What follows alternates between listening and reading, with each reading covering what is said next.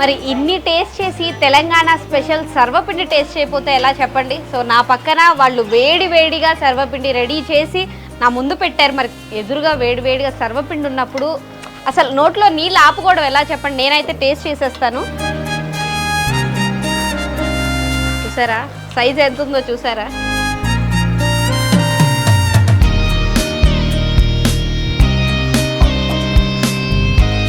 బాబా ఏమన్నా ఉందా, చాలా టేస్టీగా ఉంది అండ్ అన్నీ పర్ఫెక్ట్గా ఉన్నాయి. సో ఎందుకు ఇది ఇక్కడ ఇంత ఫేమస్ తింటుంటేనే తెలుస్తుంది. నాకైతే ఇది మొత్తం కంప్లీట్ చేసేయాలని ఉంది. వేడిగా సర్వపిండి తింటుంటే ఇంతకంటే జీవితంలో నాకు కావాలా అనిపిస్తుంది.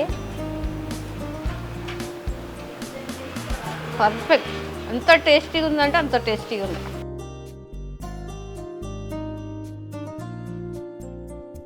సో ఇది ఇవాళ శ్రీవల్లి తెలంగాణ పిండి వంటలు స్పెషల్ ఎపిసోడ్ అండ్ ఇది ఏఎస్ రావు నగర్లో ఉంది. ఇక్కడ 150కి పైగా రకాలు ఉన్నాయి. నేనైతే చాలా టేస్ట్ చేశాను అండ్ చాలా టేస్టీగా ఉన్నాయి. మీకు ఎవరికన్నా పిండి వంటలు కావాలి, ఎలాగూ సంక్రాంతి పండుగ వస్తుంది కాబట్టి పిండి వంటలు కొనుక్కోవాలి అనుకుంటే ఇక్కడికి వచ్చేసేయండి.